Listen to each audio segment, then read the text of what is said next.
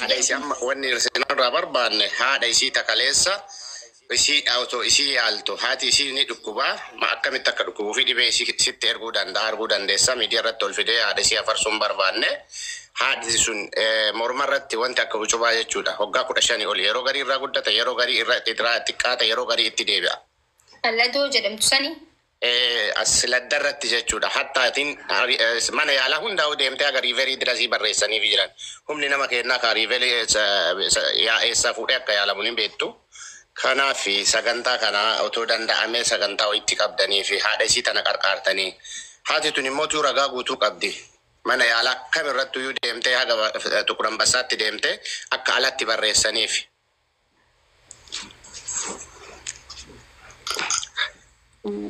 والله هدول فاتا سايبوني سي وانت ولدت بورتان تو كنجرو namni dhagaheeyyuu hin jiru jechuun gara kana amma nama waliin beeku ijoolleen tuni mana arabaatti isiin duute. Saaguree naannoo kamisin jechaa jiran himiif just gandaa shabaqaa wal qixxee yoo beekanii gandaa shabaqaa. Karakter wanti jechuu barbaadu obboleessa koo sultaan nagaa jirtaa? Gamtiijii fayyaa. Nagaa gara sarabbii maal ta'e? Biree irra jira bilee gubbaanatti hin bilbiline wayya tiijii. Gargaaruu namni hin gargaara maaliif namni haadha qabu hin gargaara si galee namni haadha qabu hin gargaaranii hin gargaaramas Oromoonis nama gargaaruutti hin danda'a hin gargaarra garuu arguu qaban dirqama haadha sadammaati viidiyoon baasu minaamin just haati sun uftee isi argine isirratti isi iyeessite isi argine achitti kan liiviidhaan kan liivi dirqama jechuun haati maaliif jechuun ijoolleen biyya arabaa tijee dhifama dubbii kan keessaa argaa fudhachuu kee aanilleen dhumarra dubbachuu kee wanti nuti barbaannu uummanninis akka gargaaruuf haadha isiitiif namni hedduun biyya arabaa tana haadhaaf jeeqabee hedduudha jechuudha. Haadhaaf jennee haadha teenyaaf jennee jiruu mataa fi keenyaa dhiisnee kan jiraachuu jirru hedduu jirra si galee namootni akkasii hedduu waan jiraniif namootni akkasii micootani hin hubatan haadhaaf jettee akkanatti gubachuu isiisan ni hubatanii gargaarsa bireedaa godhaniif jechuu haadha isiisaniif akka ijoollee biyya arabaatti akka ijoollee qamamii madaamitti akkatti akka mana namaa daleenu tokkotti ni gargaara ni hubannaanis kana godhuudhaan immoo haasawaa qofaan osoo hin ta'in haadha isii ta'isii silaa yaalachuuf itti gubatte saniin hawaasni wal arkuu qaba. Haadha isii nuuf iddee yoo nu dheessite hin gargaarraa hin gargaarchisnes. Maaki sirriidha haati isii kalee reef isii kalee sitti galee ijaamin maaniitiin jirti amma haadhee hattu jedhame hin danda'amu sagantaa itti qabaa keessaa na dubbisuu dandeessa akkamitti akka dhukkuba haadha isiillee si erguu danda'a suuraan yeroo itti gaafa taaziyaa fixattee fidda jechuudha gaafa taaziyaa fixattee dandamattee jabaattee fidda. Warroonni ilaale amma ija keessaniin argitanii akkuma amma isin gaafattan kan namni biraas gaafatuu danda'a. Hatta keessa yoo na dubbiste akkamitti akka mucaa sun duutee fi haatis akkam akka jirtu si ergamaa kee jechuudha keessumaan. Bilbila kee kallattii waa isaatti si argadhuun namni sana argitaniitiin jettan keessaan sagantaa itti qabdanii fi haati tuni maaliif rabbiin immoo tuyyuu waan irratti nama fayyisu hin beekamu sababa taanee fi tallisiisu. Kanaaf sagantaa itti qabaatiin haadha isinii dhiyeessa. Akkasitti malee ilaala. Sagantaanis ka qabamu akkamiin beektaa laal maaltu jira seeti. Haati wanti jiru amma haawwanni jettu. Haati haatas gabboitu just ilmoo isii dhabdee hedduu maal keessa akka jirtu hubachuun nurra jiraata jechuudha. Akkumatti yoo ilaalle ilmoo isiif jecha baatee haftee kan nagaan baatee reefkitti galee akkam akka taatu bika tanatti amma yoo hoottu jennee namni saa kanatti silaa lubbuun tiyya baate jette haati silaa bika kee aan du'ee jette haati jechuudha. Saa kanatti dhuftee fayyaa isirratti hin hojjettu as bira dhuftee haadha waan taateef jechuudha. Kanaafuu gaafa isiin tasgabbooytee kan immoo hawaasaa yaadeetii fi miiciyyoo hubannaa fi kanaafuu gaafa isiin tasgabbooytee maal jettetti isii fiddee isii waliinis haasoyne isuma biratti guyyaas qabnaaf yoon ammoo keessaan laalee feetu ta'an akka maakiitti keessaan laaleen hin gargaara an akka maakii takkatti an akka nama tokkotti keessaa waan ati naa ergitu san laalee akka maakii takkatti gargaaruu hin danda'a garuu akka maakiitti osoo hin ta'in akka Oromootti waliigalatti gargaarraa fi asirra fidisiin jee. Malee waan biraati. Yaanni kee bareeda amma laali bilbila walirraa hin qabnuuf malee asli marraa hedduutti bilbilaatiin turre gisee hagalan مرة asli rakkoon hin jiru. أصلي تهمي Maatiin ammas viidiyoo soo ergiteef anaa Rakkoon hin jiru waan na bira gee akkuma asli bira geetti hubadhu.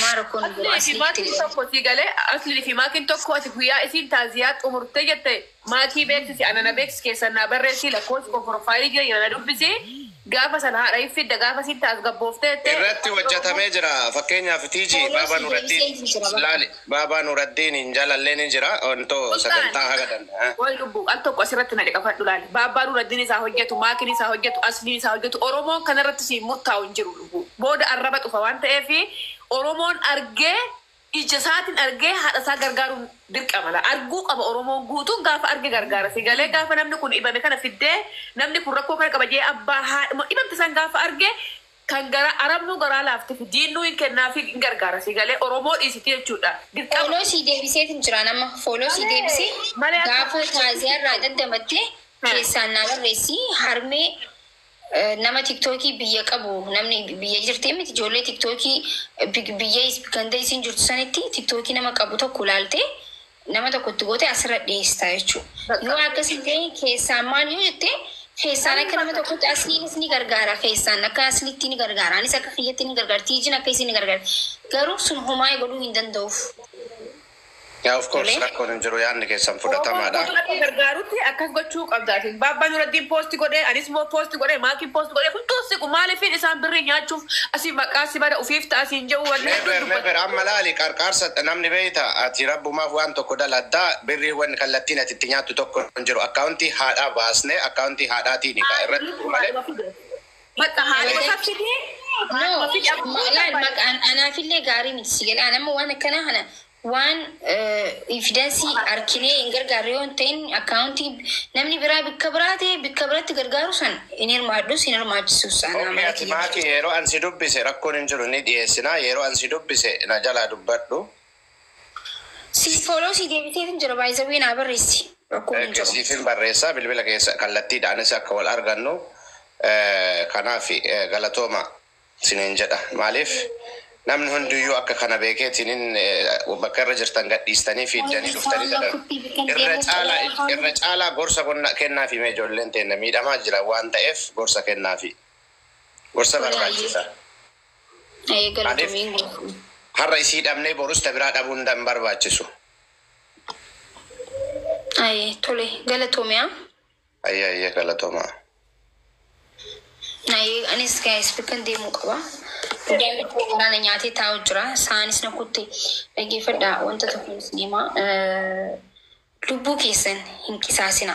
Waa rabbi dubbachuudhaaf gaafa mana namaa hojjettan jechuun bakka nuti namaaf hojjannaa jettanii if gadi hin qabina. Abbaa feetan irraa akka caaltan baruu danda'u qabdan. Kuuniin addunyaarraa kuuniin namni akka keessan kuuniin jiru. Nama mana ijoollee mana madaam namni akka keessanitti qulqullina qabus namni akka keessanii jabaan namni akka keessanii inuma hin jiru jechuudha. Nama akka keessanii hunda danda'u nama akka keessanii inuma hin jiru isin kuuyinidha jechuudha. Isin waa hunda caaltan gaafa namaaf ergamtanii maal jettan bikka xiqqoo takka ifin kaayina. Sammuu keessan bal'isaa yaada akka booru bikka guddaa ga'uu dandeessan akka booru bikka guddaa geessanii waan barbaaddan hojjechuu dandeessanitti yaaduu danda'u qabdan. Namni gaafa namaaf ergamu maal jedhu bakka ani as keessaan boo ani waan jedhamu jeen ati kuuyinidha. Madaam si ergattu caala siitu kuuyinidha jechuudha. Ta'e sirratti silaa waanaa fi dijattee si ergattu san caala siitu nigist nash. Ati kuuyinidha. Si galee akkasitti if ilaaluu danda'u qabda. Ati nama qulqullina kee eeggatu nama hojjetee hurkaa isaatiin jiraatu jechuudha. Nama hojii beekuudha. Nama tooftaa jireenyaa beekuudha. Ijoolleen mana madam nama tooftaa jireenyaa beekuudha. Nama rakkoo meeqaa fi balloo meeqa waan meeqa keessa dabartanii as geessanidha jechuudha. So gaafa TikTokii fayyadamtanillee waan akka ibiddaa ifirraa eeguu danda'u qabdan. Gisee hedduu TikTokii lallaaltanii gaaza hin bantan. Sanitti lubbuun keessan bada. Gaaza cufuun isinirra jiraata. Yaadadhaa rakkazaa bakka akka bika guddaa ga'uu barbaadan. Mana madaamitti naftanii bar guyyaa tokko hin baatanii bar. Guyyaan halkan dheeratus bar bariin hin oolu bar. Guyyaan achi keessaa baatanii fooqii ijaartanii mana keessa mana biillaa madaam jiraattu san keessa jiraattu jira bar. Gaafa mana kan kee keessatti buna dhaabbattee teessee zanaa fataa jettutu jira bar. Achi keessatti naftu hin baata. Sammuu keessatti ifeemanii. Bakka achi keessan jiraadhaan asiin bahu jettee ifoonni hin godhin zanaa fataa jedhi sammuu kan kee rahaa godhiif ani kanan isin gorsa wallaahi laazim gaaza cufa yaaduu danda'uu qabdan bakka ani waan isin hin jiru hin beeku wallaahi bakka kanuman isin hin jaa aan baay'een isin jaaladha. Hedduu kabaja guddaa jaalala guddaa respect isinii qaba ijoollee mana madaam jechuudha. Isin osoo ifiif hin jiraatin namaaf jiraattan garuu ofii jiraachuu baradhaa kana booda gizee hedduu isiniif hin himu ofii jiraachuu barachuu danda'uu qabdan hanqa yoomiin namaa jiraata hanqa yoomiin namaaf gizee hunda dalaydii nama nyaachista hanqa yoomii guyyaa tokko hojjedhu kaayyadhu seef godhii bahi mana madaamii bahi kootu keenyaa dhaqi ispoonsara bitadhu kaayiroo dhaqi ispoonsara bitadhu biyya san keessaa bahi akka namatti kaanaadaa Astiraaliyaa deemi jiraatu mana madaam jiraatee biyyumatti galaa hin ooliin. Bakkana cufa gaazii bisee hojjetanii warratan bakka ibiddaa kana cufaa kana akkanumatti kana cufaa kana qofa cufaa gaazii yoo cufuu baattan kana cufaa kumulaa kana bichaa cufaa bas homaa isiniin barbaadu kana bichaa dhuftanii ganama gizee dhuftanii banuma kana bantanii ibsattanii kana irraafatina gaazii kanarraa isa paaworii san cufaa gaafa paaworii san cuftanii kanallee yoo irraafattan paaworii achi cufameera isin kana akkatti banaa gootanii gaafa deemtan manni buluun dhajaa inni ol burqee gizee ati qabsiiftu inni bakka jedha isinii galee kana cufurraa ibidduma isaa kana cufaa kunulaa haayilii isaa kana gisee biraa deemtanii kana cufaati ba'a mana kushiinaa gisee hadaraa rabbi sinaa eegu ijoolleen nan ofii fixinaa biyyoon baay'ee tufin ijjeesinaa ofumaa keessanii uf eegaa rabbi irratti nama tuf eega kanaan gaazee gizee banambar gizee hedduu kan miidhamu ijooluma madaamii fi takkiin ijoollee madaamii kan miidhamtu wallahi dalagaa rabbii tan isumaan miidhama jechuun miidhamtuun isuma. Bakka wanta dalaydanii seef godhaa ofii jiraadhaa. Dalaydee biyya galteetuma biyyuma keessa amma ijoolleen hedduu dalaydee biyya galtee kan mana ijaarrattee jireenya bareedaa jiraattu jira kan ispoonsara bitattee biyyoota bareedaa deemtee jiraattu jira. Bakka jireenya keessan fookas godhaa waan keessan taa'ina. Har'a nuti fakkaachuu mala garuu darajaa san gahuu qabna. Har'a nuti fakkaatu waan keessaa baanu waan biyya galu nuti fakkaatu waan heerumnee ilmoo deenyu nuti fakkaatu garuu hin dhufa guyyaan. Nyaatas nyaachuun isinirra jiraate jechuudha.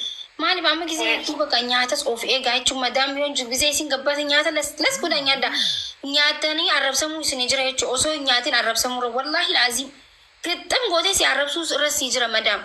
Gizee isin gabbaate nyaata gixxam waanta gixxam godha because hin dhukkubsattan gaafa isin dhukkubsattan wallaahi ijoollee madaam kaan kalee fayyaa'uu qaban bararra hedduun because akka dalaganitti nyaatan jechuudha akka dalaydanii nyaachuun isinirra jiraata. Wallaahi koofrina arrabsamuu isin egaa arrabni isinirraa nafne nyaatanii hafan isin jechuu isinirra jira. Guutatanii danda'uu qabdan bakka gaafa garaan kan keequuf arrabsuu sitti bu'u. Wanti barbaadu sitti bu'u maaliif garaan kan keequuf. Aannanis bunas waanis dhugi jechuudha. Of tajaajilu qabda akka boorjaa. Sodaatina kaameraan hanna qofa. Kaameraan kunoo asuma ijoolleen haasaa jira lafa kunoot kaameraan. Sodaatina hanna qofa kaameraa kan sodaachuu qabdu. Hedduu wayyaani sodaatan. Rabbi kaameraa sodaachuun daa'ima isaanii rukutina hidhatina warqii isaanii tuqina akka barbaadetti nyaatu seerri nyaati siin jiru. Nyaadhaa sirriitti yoo laal kaameraa sodaatina usaati nyaata fuudhaa gisee maaliif nyaatee beeleetii jettan yoo siin taane dalagaa sanirraa deemte jechuudha. Garaa kan kee qooftee seeftii kee eegdee dalagaa dalaguu sirra jiraata. Beelooyitee isii nyaachisaa boru dalagaa mana isii dalaiteef maallayni isii dhukkuba keetirraa si wanni hin jiru. Dhukkubsatii gaafa sineema ciistu wanti mana sanitti dalayte sin fayyisu jechuudha. Gadda hoggaa shanan hojjedhe maa tokkicha ifan Dubaayii seene hoggaa shanan hojjedhe. Gadda hoggaa shanitti kan namitti wallollee ganama nagumaan jettu daqiiqaa shan keessatti wallollee akkanumatti gubatti ijoolleen teenyas laala darte daqiiqaa shanitti baay'inaan jette dhibba'uun jeen kaameraa biratti bilbila keenya naan gatti kaameroo bira jetta hin kennuun jeen bilbila koo bilbilli kiyyaatti naan binne waayifaa cufi naan gatti cufi waayifaa bilbila koo hin kennuun jeen. Achiin booda asii ijoolletti nan bilbilee hin baasatti nan bilbilee waan isin nan gatti as kenni kaasirashinii koo isa afunyaa fudhate irraa fudhadhee kan biraa deeme kaasan. Is sodaatina homaa seerri Dubaayii si jammar isiniin taane miti baa biraa deema. Poolisitti bilbiletti isinii kaasuu didamete ibbadina hin hojjedhu jeeti balbala cufadhu taa'e uftee sin rukuttu homaa sin gootu harkaan akkatti hoo sin rukuttee homaa sin gootu seerri beesanii hin dhadaba waan ta'eef hin hojjedhu jee taa'e bakka hin hojjedhu jee najjees jee hin ijjeef homaa sin gootu. Wallahi nyaadha kaameraa biratti nyaadha seerri maan nyaanne siin jiru.